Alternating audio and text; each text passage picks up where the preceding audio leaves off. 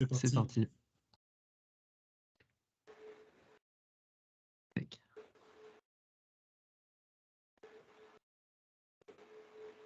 Bonjour à tous, bienvenue pour notre webinaire sur la cybersécurité. Je vais commencer par me présenter. Donc, je suis Mathieu Caléjon, je suis responsable du pôle service chez Noemis sur toute la partie service technique, veille technologie et également tout ce qui est service client. Et je suis aujourd'hui accompagné de Jean-Marie Detroy de la société Ashika Vision. Je vais te laisser te présenter, Jean-Marie. Bonjour, donc je suis Jean-Marie Detroy, je suis directeur commercial de Digvision France. Puis je suis content de partager ce sujet avec l'équipe Noémis et puis avec l'audience aujourd'hui. Et Donc, bon, je on vais est essayer de vous exposer ma présentation un petit peu après. très content de t'accueillir également et de Merci. faire ça avec vous. Le sujet principal aujourd'hui, voilà, c'est la cybersécurité et notre vision de la cybersécurité. Pour Jean-Marie sur la partie constructeur, pour nous sur la partie distributeur. Et donc, du coup, on va s'organiser un petit peu dans un premier temps, vous partager quelques notions de ce qu'est la cybersécurité. Et puis ensuite, on va laisser la parole à Jean-Marie qui, de son côté Prisme Constructeur, va nous expliquer quels sont eux leurs enjeux au niveau de la cybersécurité et ce qu'ils mettent en place. Et je reprendrai après la partie sur la vision distributeur, est-ce qu'un distributeur peut faire pour la partie cybersécurité. Et ensuite, on fera une session de questions-réponses auxquelles vous serez invité à participer. Voilà. Donc, je vais commencer la présentation au niveau de la cyber. Donc du coup, au niveau de la cybersécurité, on a une part importante aujourd'hui et on a un devoir important de sensibilisation. Donc, notre démarche, elle vient un petit peu d'un article qu'on a vu passer sur BFM TV, même s'il y a une démarche beaucoup plus globale de la partie traitement cybersécurité, qui est sortie il y a 1 ou 2 mois et qui nous a fait un petit peu réagir en se disant, bon, il y a certaines données et certaines informations qui sont partagées dans cet article, mais sous une prise qui peut être un petit peu biais et qui est faussée, et si on ne va pas au bout de l'article, on ne comprend pas ce qui se passe. Et c'est pour ça nous, on a un devoir de sensibilisation en tant que distributeur, en tant que partenaire, auprès de nos clients. On a aussi besoin de se mettre en relation avec les constructeurs pour en discuter et de partager et avoir des échanges au niveau de la cybersécurité. Donc la cybersécurité, ça permet la mise en place de processus auprès des collaborateurs pour l'instauration de bonnes pratiques et auprès des systèmes d'information également. Ces bonnes pratiques vont permettre d'agir soit en prévention, donc tout ce qu'on va pouvoir faire en amont, donc sécurisation des réseaux, durcissement des équipements, et également ensuite en phase de correction, en application des mises à jour, de patchs et de correctifs de sécurité. Et ça, c'est ce qui va être le point de départ d'une démarche de cybersécurité. Un choix de produit, un choix d'architecture, un choix de nos moyens de sécuriser, et ensuite maintenir dans le temps une infrastructure pour qu'elle soit up-to-date, pour qu'elle soit à jour, pour qu'on puisse garder en état de fonctionnement et en état de sécurité un système d'information, et en l'occurrence pour nous, un système d'information de sûreté, dans notre cas, auprès des clients. Donc la cybersécurité en quelques mots, la cybersécurité, ça va englober tous les moyens qui vont permettre d'assurer la protection et l'intégrité des données au sein d'une infrastructure. Elle va assurer la gestion de la donnée, de la data, dans des conditions optimales et sécurisées. Et une stratégie de cybersécurité va reposer sur le renforcement de 3 capacités. La capacité de prévention en amont, la capacité de détection des menaces et de les filtrer, et la capacité de réaction, une fois qu'on a eu un problème, comment rétablir un système le plus rapidement possible. Pourquoi la cybersécurité, elle est cruciale? C'est parce qu'aujourd'hui, la cybersécurité, dans 90% des cas, ce n'est pas des attaques étatiques, c'est des attaques plutôt mafieuses. Donc la cybersécurité, aujourd'hui, c'est un business et ça fait vivre beaucoup d'organisations mafieuses dans le monde. Et les attaques ont des enjeux principalement de nature économique et juridique. Donc du coup, on retrouve ainsi de nombreuses fraudes informatiques, des atteintes aux divers systèmes qui vont traiter les données, qui vont les rendre inopérationnels, des violations des données à caractère personnel, donc on récupère les données chez un client. Également, tout ce qui atteint l'e-réputation des entreprises. Donc, quand on a été attaqué et que ça a été publié et que le marché est au courant, ça fait baisser la réputation des entreprises. Et également, tout ce qui est inaccessibilité des infrastructures informatiques, où là, un système informatique est inopérant du fait d'une attaque et il est bloqué car on n'arrive plus à le remettre en service et qu'il est momentanément inopérant à cause de l'attaque qu'il a subie. Aujourd'hui, même dans les plus grandes entreprises et des entreprises qui sont spécialisées là-dedans, on a des retours de cyberattaques qui ont lieu.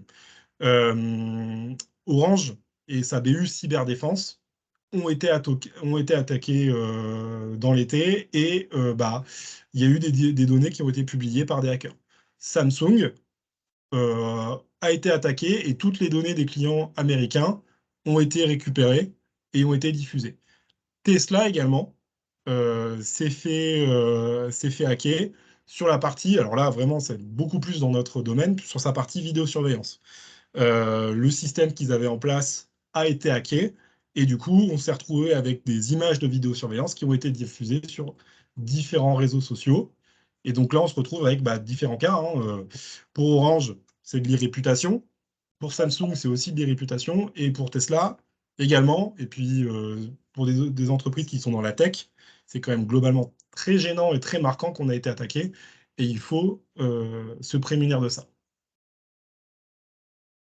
Et si on résume tout ça en quelques chiffres clés, en 2022, ce qu'il faut savoir, c'est que 54% des entreprises françaises ont été attaquées en 2021. Alors, avec des attaques qui ont plus ou moins abouti, hein.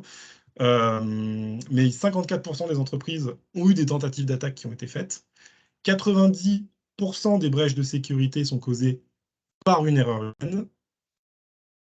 978 millions de personnes ont été touchées par une cyberattaque en 2021. Et le coût moyen réparti le coût médian d'une cyberattaque va s'élever à 50 000 € de dégâts qui ont été faits, avec des fois beaucoup moins, mais des fois beaucoup, beaucoup plus. Si aujourd'hui, demain, vous avez un client qui est un industriel qui se fait attaquer par le système de sûreté et que ça bloque sa chaîne de production pendant 1, 2, 3 semaines, le coût d'une cyberattaque sera beaucoup, beaucoup, beaucoup plus élevé. Et donc, du coup, il est de la responsabilité des différents acteurs, donc toute la chaîne de liaison du marché de la sûreté, d'avoir des actions qui vont permettre de protéger les infrastructures par rapport à ça, aussi bien au niveau constructeur, distributeur, intégrateur et client final. Et c'est si toute cette chaîne de liaison respecte les principes de vidéoprotection et fait en sorte de s'assurer que tout est mis en sécurité, et du coup, là, on va pouvoir assurer une robustesse optimale par rapport aux différentes attaques qui peuvent intervenir dans le temps. Je vais laisser maintenant la parole à Jean-Marie qui va vous parler un petit peu de ce que fait Ashika et de la vision d'Ashika Vision pour la partie cybersécurité. Jean-Marie, je te laisse la main. Bonjour à tous, pour ceux qui nous ont rejoints depuis tout à l'heure. Donc, je vais partager ma présentation. J'espère que vous voyez bien en plein écran. C'est le bon écran ou c'est l'écran de présentation? Non, c'est pas le bon, ouais. OK. Normalement, celui-là, ça doit Là, être le c'est le bon. bon. Ouais, Voilà. parfait. Gestion du multi-écran au passage. Voilà. Donc, du coup, je voudrais vous présenter un petit peu déjà qui est Hikvision pour ceux qui ne connaissent pas et pourquoi, donc, après, on est là. Donc, Hikvision, aujourd'hui, nous, on est un fabricant d'IoT. Hein, d'une manière générale, on commence par la vidéoprotection, qui est notre compétence principale, qui est la compétence clé de la société qui a été créée en 2001. Où on a créé des algorithmes de compression, des caméras, mais maintenant on va beaucoup plus loin que ça dans notre gamme de produits puisqu'on fait toute la partie alarme aussi, contrôle d'accès, enfin des capteurs en tout genre. Donc voilà, on va considérer que la caméra est un capteur dans notre offre. À l'heure d'aujourd'hui, ce n'était pas le cas en fait au début quand la société a été créée, puisque du coup c'était la caméra notre outil et notre produit principal. Donc, au niveau de la société en elle-même, on est connu parce qu'on a une taille qui est assez importante sur le marché, qui est même la plus importante, puisqu'on a des usines qui sont donc toutes automatisées et robotisées, hein, de première qualité, et qui sont en capacité de produire 520 000 unités par jour. Donc dans ces unités, vous avez majoritairement des caméras qui sortent quand même aujourd'hui. Donc 520 000 caméras jour, si on résume, enfin c'est caméra mais c'est enregistreur aussi, ça fait beaucoup de produits qui sortent de nos usines. Elles peuvent sortir sous la marque Hikvision ou sous d'autres marques, puisqu'on fait aussi de la sous-traitance. Ce qui est important là-dedans, c'est de comprendre que en fait, la société n'est pas une petite société comme on pourrait se l'imaginer quand on parle de société chinoise, puisque l'origine d'Hikvision est chinoise, mais que c'est une société avec des usines de première classe, des usines qui ont été pensées pour pouvoir avoir cette capacité de production et qui respectent aussi tous les standards de qualité officiels. Donc, vous avez les normes mondiales comme l'UL, le CE pour ce qui concerne plutôt la partie France, mais il y a aussi toutes les certifications ISO qui vont bien. Et bien sûr, on est audité par beaucoup de nos clients qui sont des clients quelquefois très grands comptes, qui s'assurent que nos usines soient de la bonne qualité pour pouvoir produire des produits qui n'ont pas de taux de SAV important, par exemple. On a dans la société donc 52 000 personnes dans le monde. En France, on est plus une PME en France, hein, quand on parle de la France, puisqu'on est un peu plus d'une centaine de personnes aujourd'hui. On est toujours en croissance. C'est une société qui fait un taux de croissance de 28% par an. Donc, on ne maintiendrait pas ce taux de croissance depuis 2001. C'est un taux moyen, hein, les 28%, si en fait on n'était pas un fabricant qui avait mis les moyens pour pouvoir arriver à ces chiffres-là. Et donc, du coup, dans les moyens, on va se resserrer sur la cybersécurité, puisque c'est l'objet d'aujourd'hui. Le chiffre, c'est 12,6 milliards de dollars, ce qui est pour l'industrie très important. Donc, dans la cybersécurité, si maintenant on revient sur le sujet, ce sujet de la cybersécurité, pour nous, il est extrêmement important. On l'a pris au sérieux depuis déjà de nombreuses années. On sait que c'est vraiment quelque chose de très important, puisqu'en fait, on fait de l'informatique, on fait des produits informatiques. Et dans l'informatique, ça fait longtemps qu'on se pose ces questions de la cybersécurité. Donc du coup, on a passé un certain nombre de certifications comme le Common Criteria, on reviendra tout à l'heure, mais aussi le FIPS 140. On a aussi l'ISO 27001 pour certifier nos systèmes d'information ou l'ISO 28000 pour garantir la sécurité de notre chaîne d'approvisionnement, donc que ce soit en composants, mais aussi au niveau des chaînes de production pour venir, par exemple, mettre les clés de cryptage à l'intérieur de certains produits qui nécessitent d'avoir ce genre de choses. Donc, on travaille en permanence sur ce sujet de la cybersécurité. On a des experts comme Chuck Davis, qui est un expert américain qui lead en fait le pôle cybersécurité chez nous. Donc, il y a un service cybersécurité et on verra tout à l'heure qu'il y a des espaces de travail chez nous sur la partie cybersécurité. Ça, c'est pour la partie normative. En fait, je vais plutôt focaliser, parce que sinon je vous ferai une présentation d'1 h 30, sur où est-ce que vous pouvez trouver les informations concernant ce que Hikvision a fait dans la cybersécurité. Donc là, je vais changer d'écran. Hop, je reviens juste avant. Je vais revenir. Normalement, vous voyez mon écran. Sur la partie Common Criteria, déjà, il faut savoir que Hikvision a passé une certification qui s'appelle la Common Criteria sur certains de ses produits. C'est-à-dire qu'on segmente dans notre gamme, on est un gros fabricant, vous avez vu les capacités de production. On a des produits qui sont plutôt des produits faits pour le grand public et des produits qui sont plutôt faits pour le professionnel. Quelle est la différence? C'est qu'on n'a pas bien sûr la même mobilité et évolution de produits dans le grand public. Quand vous voyez des caméras qui sont connectées, qui sont des objets connectés pour le smart home, on a un rythme de sortie des produits qui est assez effréné, puisqu'il y a une course à la technologie. Alors que dans le professionnel, on est plus sur des produits qui sont éprouvés, voire même dans certains secteurs comme le ferroviaire ou l'armée, on est sur des produits qui sont à très longue vie. Donc, on a tout ça dans notre gamme de produits en fonction des séries qu'on va adresser. Donc, pour ce qui concerne la certification Common Criteria, c'est une certification internationale de cybersécurité où en fait on garantit cette façon de faire les produits que nos produits ont respecté une bonne utilisation une bonne écriture de notre code, et ils sont audités sur du pen test notamment pour avoir cette certification-là. Pourquoi je vous parle de cette certification? Elle est mondiale, mais il y a un accord d'auto-reconnaissance avec l'ANSSI. Donc, sur le site de l'ANSSI, vous retrouvez les accords de reconnaissance mutuelle entre la partie Common Criteria, donc ce qui est certification Common Criteria, et l'ANSSI. Donc il y a un accord de reconnaissance mutuelle. Donc ce qui fait que quand on a ce papier Common Criteria sur les produits, ça va être le cas notamment sur les dernières séries 3 qui sont sorties et sur les séries 7 de la gamme Hikvision, on peut en fait s'assurer que le produit est à un état plus avancé dans le marché, enfin, dans la partie cybersécurité qu'un autre produit de la gamme. On est le seul constructeur à faire ça aujourd'hui, à avoir cette démarche d'aller passer une certification cybersécurité. Bien sûr, on fait des pentests dans nos produits, mais en fait, cette certification, elle est nécessaire pour nous parce qu'on est régulièrement attaqué sur ce sujet-là. Donc, c'est quelque chose qu'on met en avant auprès de nos intégrateurs et auprès des clients finaux.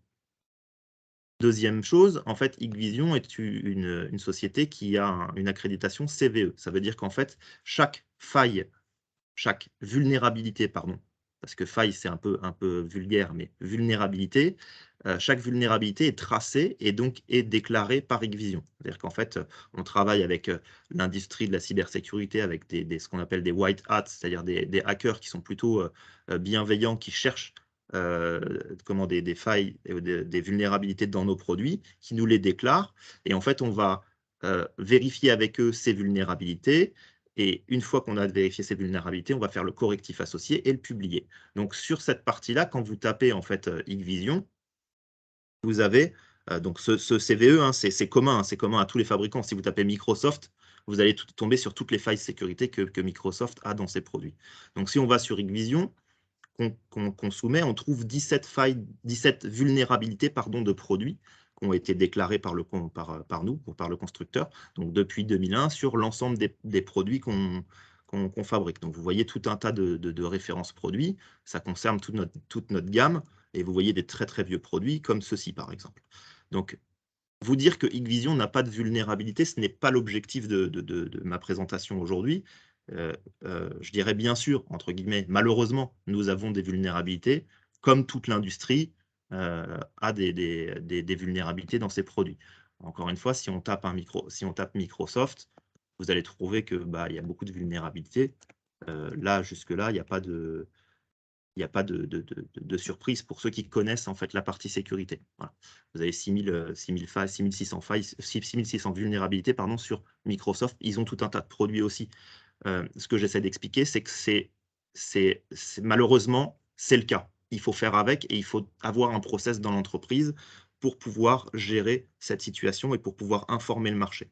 Donc, ce qu'a fait Hikvision, outre déclarer ces failles, ces vulnérabilités de produits, c'est qu'on a créé en fait un espace cybersécurité sur notre site internet sur lequel vous retrouvez l'ensemble des informations concernant la cybersécurité. Vous pouvez déclarer une vulnérabilité, vous pouvez aller sur les blogs ou vous pouvez vous inscrire sur une newsletter qui vous permet de recevoir les informations de cybersécurité. Si on prend en fait après l'article de BFM, donc on voit qu'en fait, pour ce qui nous concerne, pour cette vulnérabilité-là, en fait, on avait communiqué, c'est marqué dans l'article de presse, je vous montrerai après, en 2021 à l'ensemble de notre réseau. Si tu veux repasser en plein écran. Ouais, en plein écran, c'est peut-être mieux. Donc on a, et du coup, c'est toujours le bon ou pas le bon, Non, écran. Non, c'est pas le bon écran. Okay. Donc voilà. Donc là, en fait, on reprend l'exemple de la vulnérabilité qui avait été déclarée par Hikvision. On revient en 2021. Donc, nous publions une lettre à l'ensemble de nos clients avec l'explication d'une vulnérabilité sur nos produits. Donc, il y a eu une publication sur notre site internet, mais il y a aussi eu une lettre d'Hikvision France à ses clients clés, aux clients qui étaient référencés, en disant attention, nous avons une vulnérabilité sur certains produits, il faut faire les mises à jour. Et on a expliqué dans quel cas cette vulnérabilité pouvait être opérée. En l'occurrence, sur cette vulnérabilité, pour les caméras qui étaient connectées en redirection de port web, il y avait une vulnérabilité sur le serveur web. Donc, ça voulait dire qu'un un hacker pouvait se connecter en fait au serveur web de la caméra et puis après utiliser la caméra pour mener une attaque. En juillet 2022, donc récemment, ça s'est passé il y a effectivement quelques mois, on a une société qui s'appelle Cifirma qui a fait un rapport d'analyse, une recherche et une analyse sur cette vulnérabilité. Donc, ça concerne un peu toute l'industrie, puisque cette société-là, en fait, elle a voulu mettre en exergue le fait que, malgré le fait qu'il y ait une communication d'un fabricant, derrière, les mises à jour n'étaient pas forcément faites, puisqu'ils trouvent 280 000 caméras, 80 000 donc caméras qui sont vulnérables toujours aux hackers, en scannant tout simplement Internet. Donc, ils ont scanné, ils ont trouvé 280 000 produits, et en fait, ils ont trouvé après 80 000 sur lesquels ils pouvaient se connecter.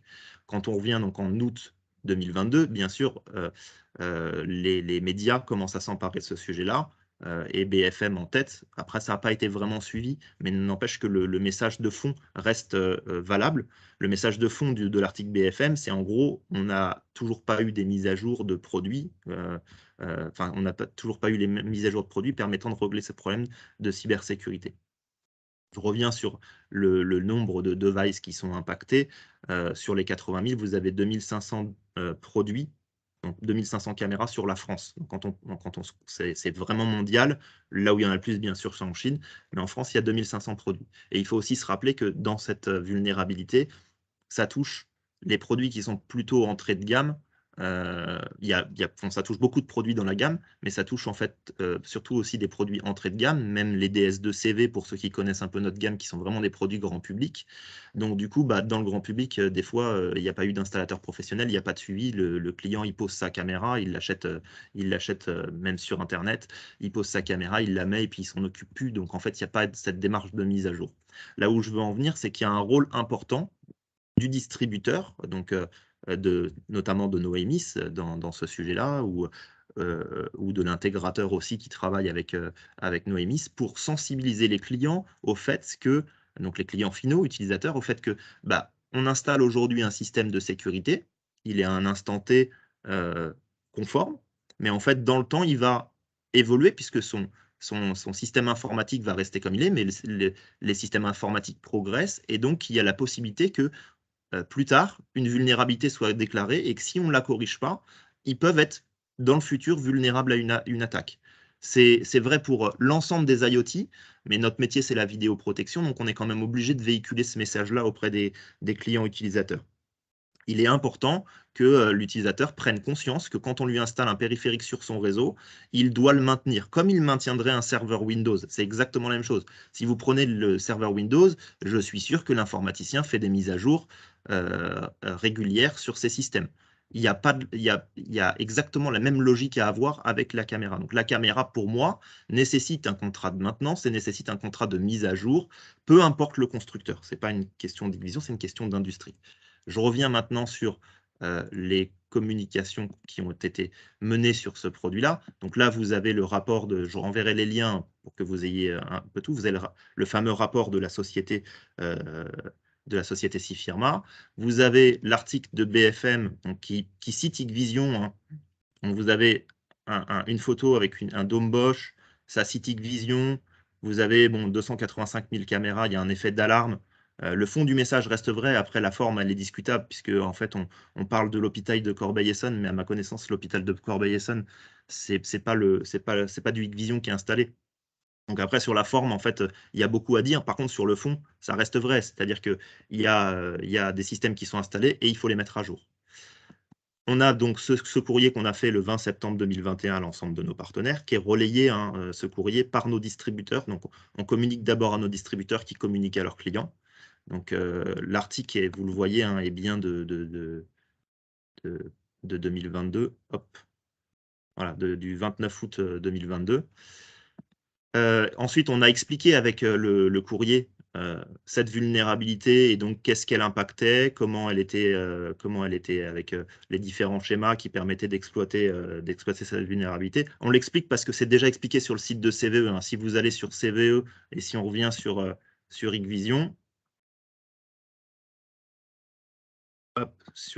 vous allez trouver donc la fameuse vulnérabilité qui est là. Celle-là, en fait, derrière, tout est expliqué. Quand on va sur les différents sites, quand on détaille le CVE, on trouve exactement comment exploiter une faille et on trouve tous les codes, hein. Tout est détaillé. Donc, c'est documenté parce que c'est obligatoire, parce qu'on suit un process qui s'appelle le FIRST dans cette démarche-là, où en fait on note la faille aussi. Donc, si vous allez en fait sur la partie, il y a une partie sur laquelle en fait vous voyez la notation de la faille et elle est de 9,8 celle-là, donc c'est sur 10. Donc c'est une faille très importante. Vous avez des failles qui sont à 6 ou à 5. Enfin, il y a un système de notation pour essayer d'aider le choix des administrateurs réseau à faire les mises à jour. Donc, sur notre site internet, vous retrouvez aussi sur la partie bulletin de sécurité la communication qui a été faite sur cette vulnérabilité le 19 septembre 2021. Donc, vous voyez, tout avait été mis en place pour communiquer. Malgré tout, bah, ce n'est pas forcément mis en place et je le comprends parce que je vois en fait tous les jours des affaires qui se font sur lesquelles en fait l'utilisateur refuse de prendre un contrat de maintenance. Et donc, il est important de lui expliquer que dans le cadre de la cybersécurité, c'est important pour lui, c'est un devoir de conseil, de lui dire en fait, il est important de maintenir vos produits quand ils sont connectés sur un réseau et quand ils sont accessibles depuis l'extérieur. Je rappelle que l'ANSSI, pour finir, recommande de séparer les réseaux de vidéoprotection et les réseaux de données. Bien sûr, conseil que je relaye et qu'il est important de respecter et ça évite ce genre de soucis. Voilà. J'espère avoir été clair dans ma présentation et puis je vous invite à aller sur l'espace cybersécurité du site Hikvision. Vous trouverez toutes les informations et je suis bien sûr disponible ainsi que toute l'équipe commerciale d'Hikvision et de Noemis pour répondre à vos questions. Merci Jean-Marie. Je départage ou tu reprends la Ouais, main? non, ça doit être Ouais. bon normalement. Ça doit être bon. Hop. Donc, ce que je vous propose de faire, c'est que je vais attaquer la partie vision de Noémis de la cybersécurité.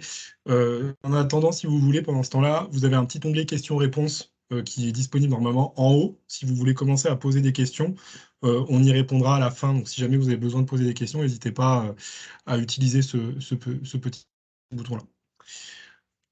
Donc, comme le disait Jean-Marie, aujourd'hui, bah, la responsabilité de chacun est importante dans toute la chaîne de liaison de la cybersécurité, sur la partie constructeur, sur bah, voilà, faire un produit qui est robuste, faire un produit qui est communiqué sur les correctifs, etc.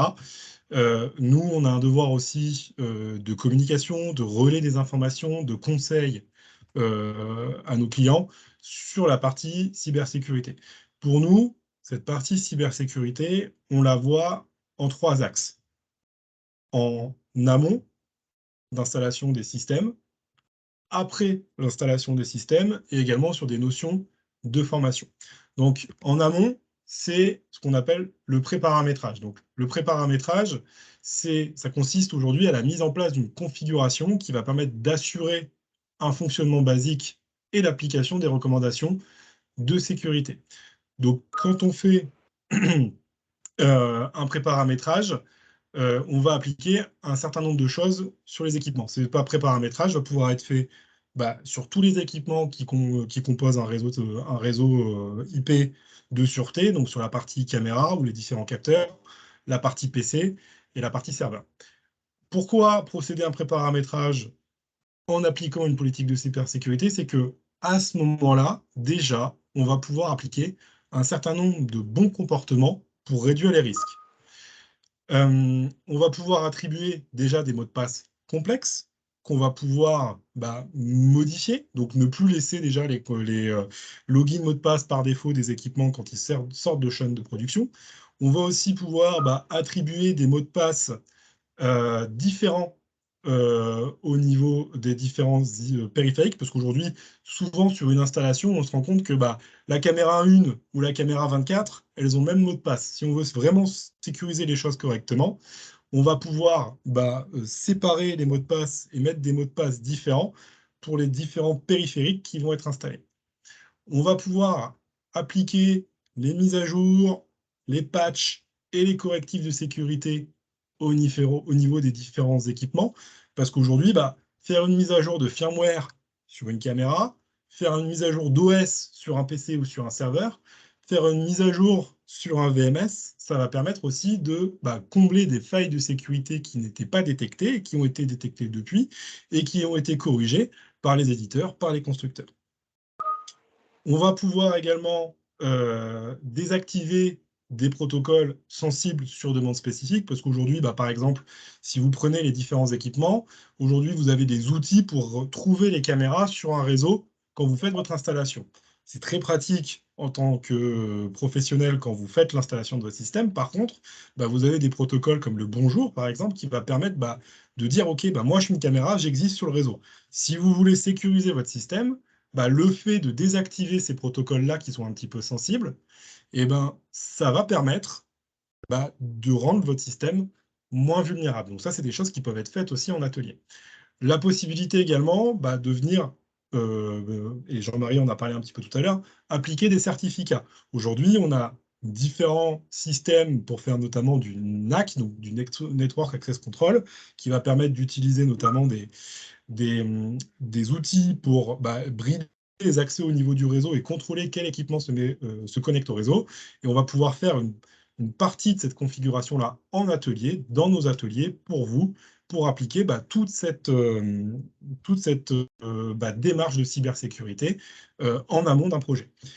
Et ça, ensuite, on vous compile toutes ces informations-là dans un dossier qui va contenir les informations des différents périphériques. Et ce dossier va être également chiffré avec un mot de passe spécifique, une clé de chiffrement, et il ne pourra être ouvert qu'avec ce mot de passe spécifique. De bout en bout, on applique des principes de cybersécurité.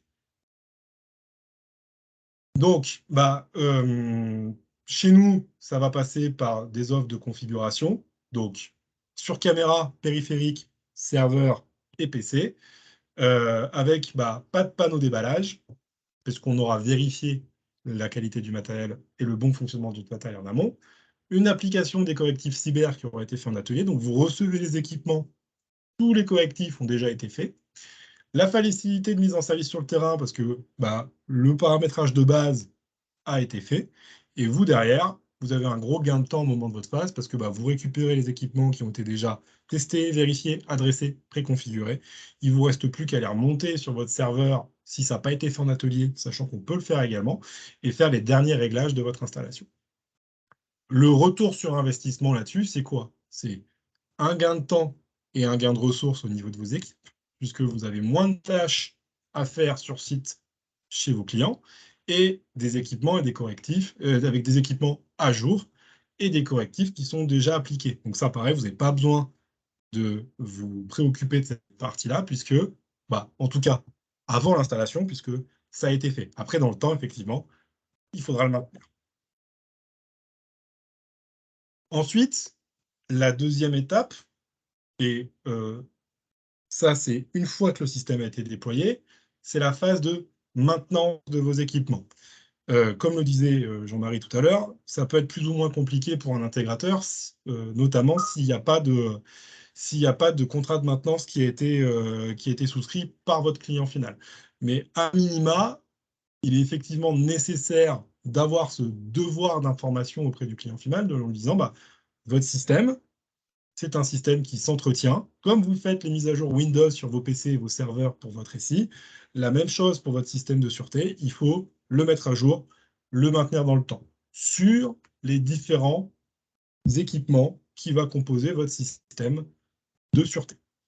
Donc, en phase de maintenance, qu'est-ce qu'il faut faire? Régulièrement, alors après, il convient d'établir avec le client quelle est cette fréquence de maintenance, mais régulièrement, moi je dirais au moins 2 fois par an, il est nécessaire de maintenir à jour, ou en réaction par rapport à des failles qui ont été données, mais il est nécessaire de maintenir à jour son système en temps et en heure. Donc avec la mise à jour des OS sur tout ce qui est serveur et poste client. Donc là, on va comme ça pouvoir corriger certaines failles de sécurité du côté notamment de Microsoft et des Windows Server et des Windows 10, etc., ou Windows 11. La mise à jour des VMS, donc de tous les logiciels qui vont permettre de gérer les systèmes vidéo, peu importe la marque, d'ailleurs. Là, je ne suis pas en train de vous parler un milestone ou un autre, mais globalement, c'est la même démarche pour tout le monde. Il faut faire la mise à jour de vos VMS, parce que là aussi, soit vous aurez des correctifs de sécurité qui seront appliqués, soit vous aurez des améliorations également de cybersécurité qui pourront être apportées, parce qu'au fur et à mesure, c'est une prise de conscience globale de l'industrie depuis longtemps, et tout le monde met sa petite pierre à l'édifice en disant on va améliorer cette partie cybersécurité. Et donc du coup, il arrive aussi que sur une nouvelle release d'une version de VMS, vous allez avoir la possibilité d'appliquer des nouveaux critères de cybersécurité. La possibilité d'utiliser, par exemple, un chiffrement entre une caméra et un serveur, d'avoir la possibilité de stocker les images cryptées sur votre serveur, etc. Donc, c'est des ajouts quotidiens et réguliers qui sont faits de la part de toute l'industrie et qui tend vers la cybersécurité. Et ensuite, la partie vraiment périphérique capteur, que ce soit pour la partie caméra, que ce soit pour la partie NVR, si vous avez des NVR, que ce soit pour des radars, des détecteurs, du contrôle d'accès, etc. Toute cette partie-là, il va falloir aussi régulièrement faire des mises à jour de firmware de manière à venir maintenir votre système en condition opérationnelle. C'est ce qu'on appelle le MCO, du coup, en cybersécurité, dans d'autres domaines, c'est le maintien en condition opérationnelle qui va vous permettre de garantir que votre système reste utilisable et le moins vulnérable possible aux attaques. Si on ne traite pas ce genre de problématique, et du coup, on va s'exposer à différents risques au niveau des systèmes. Donc les différents risques, c'est quoi? C'est des systèmes vulnérables aux attaques, des interconnexions des réseaux et des risques de propagation des attaques. C'est très souvent qu'on est confronté à ce genre de problématique. Vous avez un système qui est vulnérable et l'attaque vient de ce système-là et ensuite il se propage au reste du système d'information et après tout est impacté derrière. Et après on a une responsabilité aussi de l'intégrateur et ou du mainteneur qui peut être financière, qui peut être juridique, donc il faut faire très attention à ça parce que derrière, si c'est des choses qui étaient prévues dans un contrat de maintenance et qui n'ont pas été faites, c'est des choses qui peuvent être reprochées à l'intégrateur ou au mainteneur ou à l'installateur. Et donc, du coup, il y a une responsabilité qui va être portée et il peut y avoir des pénalités financières, etc., qui vont être, qui peuvent s'avérer très élevées. Donc, par rapport à ça, nous, on a aussi des solutions en tant que distributeur sur des services qu'on peut vous proposer pour vous accompagner pour faire ça, parce que ce n'est pas forcément des choses qui sont simples, ce n'est pas forcément des pratiques courantes chez tout le monde. Et on peut vous accompagner sur ces différentes phases de maintenance par des visites qui peuvent être annuelles, multi-annuelles sur des sites où on vous accompagne et lors de notre accompagnement, on fait avec vous et on vous fait aussi un transfert de compétences sur toutes ces phases de maintenance qui sont nécessaires, donc l'application de toutes les mises à jour, le renouvellement des mots de passe, le contrôle des performances, le test et les validations de l'intégrité du système, et la création de sauvegarde pour pouvoir aussi, en cas d'attaque, revenir rapidement à un état de fonctionnement derrière. Le ROI là-dessus, le retour sur investissement là-dessus, c'est quoi? C'est réduire au maximum les risques de cyberattaque chez les clients et éviter toutes les, tous les problèmes juridiques qui pourraient découler de ça, et également minimiser les risques de panne et de vétusté d'un système. Un système, plus on l'entretient, plus il va durer longtemps dans le temps, et plus on en prend soin, et plus il va être performant dans le temps. Et ensuite, notre troisième action au niveau de la partie cyber, c'est la partie formation. Et ça, c'est de l'éducation, c'est du transfert de compétences qu'on peut faire avec vous, qu'on peut faire pour vous, qu'on peut faire également chez vous, si besoin. Pour ça, on a deux cursus au niveau de la formation. On a un cursus niveau 1, cybersécurité, qui là est vraiment une découverte de ce qu'est la cybersécurité et l'enseignement des bonnes pratiques, des bons comportements et des différentes menaces auxquelles on peut être confronté.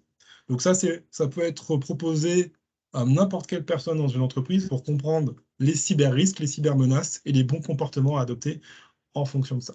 Et ensuite, on a un deuxième niveau de formation qui sont des des notions qui sont beaucoup plus poussées, c'est des notions de mise en sécurité d'un système sûreté face au risque cyber. Donc là, on parle de protocole, on parle de certificats, on parle de PKI, on parle de serveurs d'authentification, on parle vraiment de tous les grands principes et on vous explique et on vous forme à tous ces grands principes de cybersécurité qui vont permettre de venir sécuriser une infra avec toutes les bonnes pratiques qui vont avec. Et là-dessus, le retour sur investissement, c'est quoi? Déjà, c'est sensibiliser vos collaborateurs aux enjeux et aux problématiques cyber, parce que pour moi, la cybersécurité, c'est pas qu'un problème de technicien, c'est aussi un problème de toute une entreprise. Il faut qu'un chargé d'affaires puisse parler cybersécurité avec un client. Il faut qu'un technicien, bien sûr, sache quoi faire au niveau de la cybersécurité, mais il faut aussi qu'un chargé d'affaires, qu'un commercial, sache parler de ces enjeux-là avec un client. Et donc, du coup, ça permet de sensibiliser tous les collaborateurs aux différents enjeux et problématiques cyber. Et ensuite, c'est de disposer aussi en interne de référents techniques qui vont pouvoir s'approprier ces sujets-là, monter en compétence sur ces sujets-là et prêcher la bonne parole et ensuite mettre en sécurité les services de par leurs actions et des actions de maintenance qu'ils vont faire tout au long de la durée de vie d'une installation. Donc voilà un petit peu les différents axes de travail qu'on peut vous proposer, les différentes prestations, les différents accompagnements qu'on peut vous proposer sur la partie cybersécurité, en plus de toute la communication et tout le relais d'informations qu'on peut faire, puisque c'est notre rôle aussi, entre les constructeurs, les éditeurs et les intégrateurs, on a, nous, ce rôle de transmission d'informations, de remontée d'informations, de conseils à faire part à tous nos partenaires. Voilà. Je pense que pour ma partie, j'en ai terminé. Jean-Marie, je ne sais pas si tu avais des choses à rajouter de ton côté. Non, pour moi, c'est OK. On peut répondre aux questions si des fois il y Ok. avait des questions. Est-ce que... Alors, je ne sais pas s'il y a eu des questions qui ont été posées. Hop, non, je ne vois pas de questions posées pour l'instant. Est-ce qu'il y en a parmi d'entre vous qui ont des questions sur toute la partie cybersécurité? C'est le moment, on est là pour y répondre, donc n'hésitez pas dans la partie questions-réponses à nous interroger.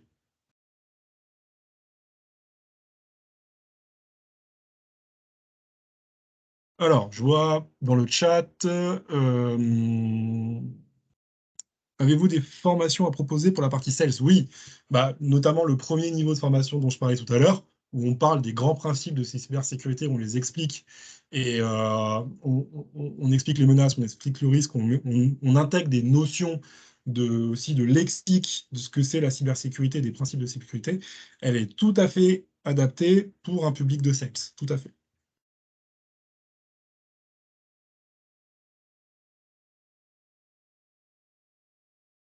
Est-ce que vous avez d'autres questions?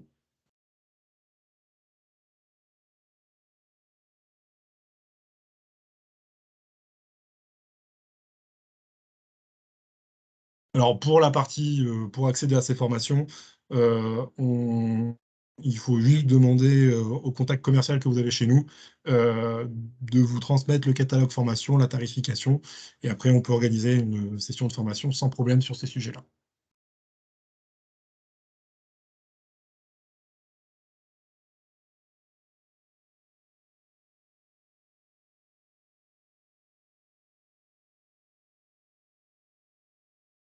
Alors, là, ça arrive. Voilà.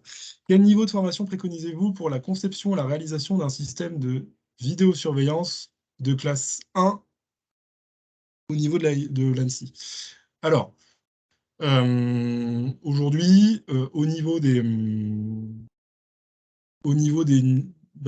différents niveaux de formation, on va avoir plusieurs angles d'attaque. On a les formations qui peuvent être proposées par Noémis, où là, nous, on va avoir vraiment une vision de distributeur, donc avec un portail large de données. Mais ça peut être complété, donc niveau 1, niveau 2 chez nous. Ça, après, ça peut être complété par d'autres formations. L'ANSSI a un mock-up qui peut être fait également, qui est gratuit, qui est en ligne, qui va permettre d'avoir pas mal de notions de cybersécurité qui vont être mises en place. Et puis après, les constructeurs ont aussi en général des formations qui peuvent se rajouter à ça. Jean-Marie, moi, il me semble que vous avez un cursus de formation aussi cybersécurité qui existe. Alors oui, mais du coup, bon, faut faire la demande en fait sur notre site internet ou sur info.fr. Parce que du coup, on en fait rarement. Et c'est surtout souvent en anglais, parce que c'est notre collègue Chuck Davis aux US qui les fait en ligne. Donc c'est plutôt de l'avertissement et tout. Après, pour la partie formation cybersécurité en tant que telle, donc appliquée à la vidéosurveillance, c'est surtout chez les distributeurs comme vous, Noémis, ou après, je pense qu'au niveau de l'ANSSI, il doit y avoir aussi des conseils de formation qui sont Oui, oui, réalisés. il y a tout le mock-up, tout le cursus de Ouais. mock-up de l'ANSSI qui est plutôt bien fait, et, qui a consulté et à suivre. Et c'est assez intéressant à suivre, effectivement. En fait, nous, constructeurs, de notre côté, bah, on essaye de donner des informations concernant nos produits surtout et ce qu'on fait nous dans l'entreprise pour expliquer en fait, en quoi on essaye de combler quelque part cette problématique de la cybersécurité. Mais par contre, on n'est pas légitime pour dire qu'on va former les gens sur de la cybersécurité. C'est pas notre métier. C'est Ouais, non, c'est plus un en fait le axe. métier des organisations, externes. Oui, c'est un axe On très n'aurait pas de produit, légitimité à effectivement. faire ça. Enfin, un Hikvision qui forme en cybersécurité, je pense que ça serait pas très crédible vis-à-vis du marché, quoi. Très bien. Ensuite, question de Maxime. Est-ce que Anoa a également recensé des failles de sécurité sur ses caméras? Alors, je suis pas, alors, très honnêtement, je suis pas voir dans la partie CVE, mais aujourd'hui, je pense que n'importe quel constructeur a eu des failles de sécurité, que ce soit dans tous les domaines, de l'IT. Microsoft en a, voilà, Jean-Marie a Mmh. montré 17 failles de sécurité recensées chez Ashika et 6626 recensées chez Microsoft.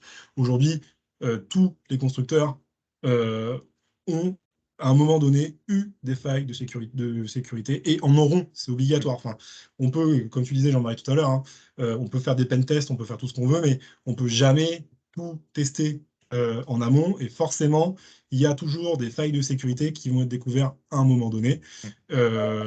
Le problème n'est pas trop, enfin à mon sens, le problème n'est pas trop d'avoir des failles de sécurité. Alors, il ne faut pas en avoir tous les matins non plus, mais c'est surtout là, et ce qui moi me paraît important, c'est la capacité de réaction d'un constructeur à ces failles de sécurité. Et quand on a une des zéros, d'être capable de sortir le plus rapidement possible un correctif, de communiquer là-dessus, et effectivement d'avoir la transparence que vous avez dans votre démarche, de dire, bah voilà, la faille, elle est comme ci, voilà comment il faut faire pour y répondre, etc., etc. Pour cette question-là, donc effectivement, tous les constructeurs ont des vulnérabilités dans leurs produits. Sur Anoa aussi, de la même façon, d'ailleurs, ils ont une partie sur leur site internet liée à la cybersécurité, comme beaucoup. Ils font partie du même process CERT pour déclarer. Donc, enfin, voilà, c'est un sujet qui concerne tout le monde. C'est pas une personne, enfin, c'est pas un constructeur enfin, aucun constructeur peut garantir qu'il n'a pas de vulnérabilité dans ses produits. Et Et, d'ailleurs, vous avez aussi des mais- vulnérabilités qui peuvent être faites sur par exemple, il y a pas longtemps, il y a eu une vulnérabilité sur Java. Java, c'est utilisé par tous les systèmes cloud, donc ça concerne toute l'industrie. Quand vous avez Java qui déclare une faille, ou Apache, par exemple, pour les serveurs web qui déclarent une faille, d'un seul coup, tout le monde est concerné par cette vulnérabilité, puisque c'est des composants que tout le monde utilise dans ses logiciels.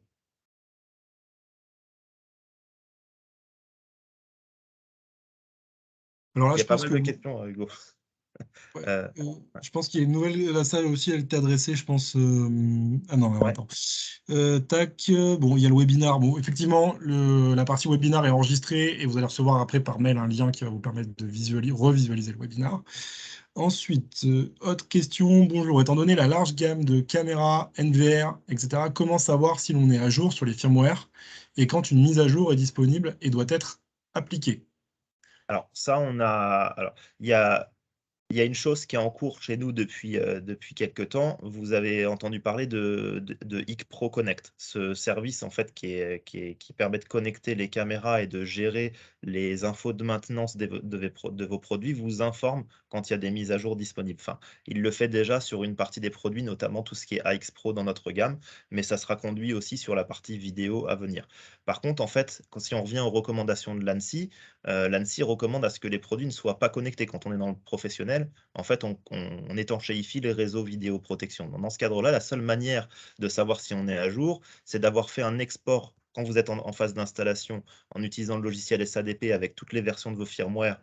Il suffit de le lancer, hein, vous récupérez cette information-là, vous faites une capture d'écran et après, dans le cadre de vos contrats de maintenance, il faut vérifier les dernières mises à jour qu'il y a eu sur notre portail internet, puisqu'à chaque fois qu'il y a une mise à jour sur un firmware, on le publie sur le portail.